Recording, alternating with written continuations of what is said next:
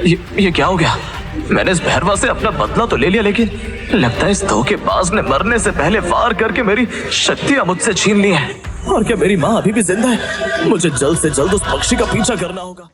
ध्रुव को जब सारी अरेंद्र की बताई बातें वापस याद आई तो उससे रहा नहीं गया। वो गुस्से से भर चुका था, लेकिन उसने अपने मन की चिंताओं को अरेंद्र के सामने प्रकट नहीं किया और वहां से चला गया। वो कुछ देर के लिए अकेले रहना चाहता था, लेकिन उसे रास्ते में ईरा मिल गई। ईरा ने उससे कल हुई बात को पूरा करने के लिए रोक लिया। ध्रुव ने जब ईरा से कल कहा था कि मुझसे कई ज्यादा राज तो तुम्हारे पास है, तो वो बात ईरा के मन में घर कर गई थी। ईरा को लगा कि शायद ध्रुव उसके अतीत के बारे में जानना चाह रहा था, इसलिए उसने कहा, अगर तुम सच में मेरे सारे राज जानना चाहते हो तो मुझे बताने में कोई हर्ज नहीं। यह सुनकर ध्रुव ने जवाब दिया, कोई बात नहीं, कुछ राज को राज ही रहने देते हैं। तो फिर कैसा रहेगा अगर मैं तुम्हें कुछ तकनीकें सिखा दूं? यह सुनकर ध्रुव ने ईरा से कहा, वो तो मैं वैसे भी सीखने वाला हूं। कुछ समय में मैं शौर्य दल की तकनीकों में भी महारत हासिल कर लूंगा। ध्रुव को लगा था कि ईरा शौर्य दल की तकनीक सिखाने की बात कर रही थी, लेकिन ईरा ने मुस्कुराते हुए उसे बताया, शौर्य दल की सबसे बड़ी तकनीक इस वक्त क्लास 2 की मिडिल लेवल तकनीक है, और तो और तुम वो सीखने के लिए अभी तैयार भी नहीं हो। अगर तुम चाहो तो मैं तुम्हें क्लास 2 की हाई लेवल तकनीक सिखा सकती हूँ। कैसा रहेगा? क्लास 2 की हाई लेवल तकनीक, अगर इस तकनीक की बोली लगाई जाए तो उसकी कीमत लाखों में चली जाएगी।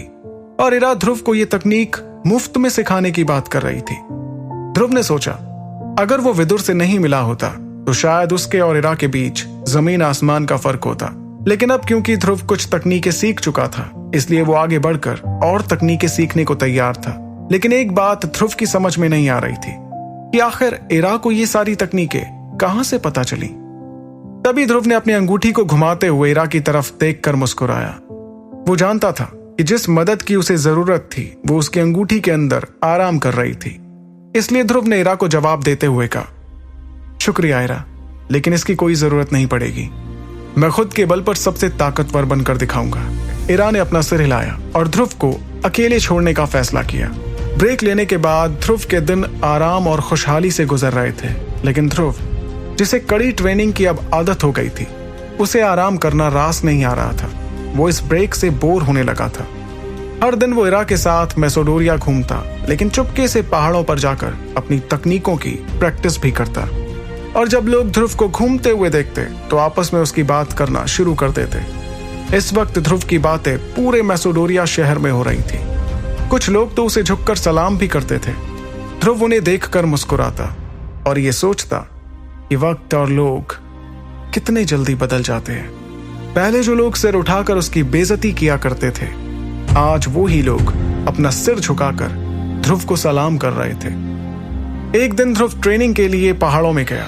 वहां जंगलों के बीच वो एक चट्टान से दूसरी चट्टान पर छलांग मार रहा था। उसके चेहरे पर पसीना था और सांसें बढ़ती घटती जा रही थी। ध्रुव ने अपने कपड़ों पर लगी पत्तियों को हाथ से झाड़ते हुए जंगल से बाहर निकलना शुरू किया। तभी ध्रुव को कुछ ऐसा नजर आया जिससे उसकी आंखें हैरानी में बड़ी हो गईं। उसने जो नजारा अपनी आंखों के सामने देखा था, उसे देखकर पहले तो वो चौंक गया, लेकिन फिर खुद को मुस्कुराने से नहीं रोक पाया। सूरज की तेज रोशनी में उसने देखा कि एक लड़की उससे थोड़ी दूरी पर एक चट्टान पर बैठी हुई थी। वो लड़की कोई और नहीं बल्कि सनी की बहन सानवी थी। क्या तुम्हें पता है मैं यहाँ क्यों आई हूँ? इस पर ध्रुव ने मुस्कुराते हुए कहा, जानता हूँ, मुझे मारने के लिए, है ना? तुमने मेरे भाई को इतना बेरहमी से मारा कि अब वो बेचारा बिस्तर से उठ भी नहीं पा रहा। मैं उसकी बहन हूँ और मैं उसकी मार का बदला ना लूं, ये बिल्कुल नहीं हो सकता। सानवी इतने गुस्से में थी कि उसका चेहरा पूरी तरह लाल हो गया था।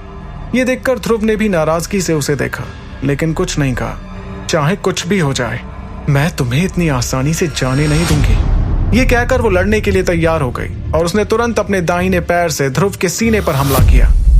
मुझे फर्क नहीं पड़ता कि तुम्हें क्या क्या आता है, तुम सिर्फ एक 0 रैंक के लड़के हो। अगर आज मैंने तुम्हें सबक नहीं सिखाया तो मुझे चैन की नींद नहीं आएगी।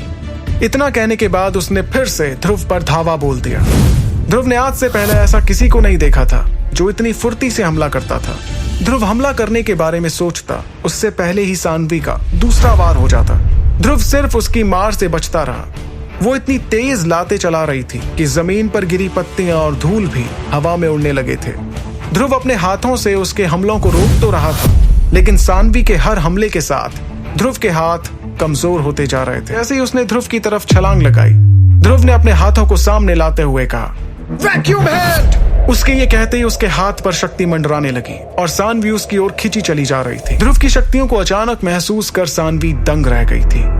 उसे इस बात पर भरोसा नहीं हुआ कि कोई शून्य रैंक का लड़का इतना ताकतवर कैसे हो सकता है।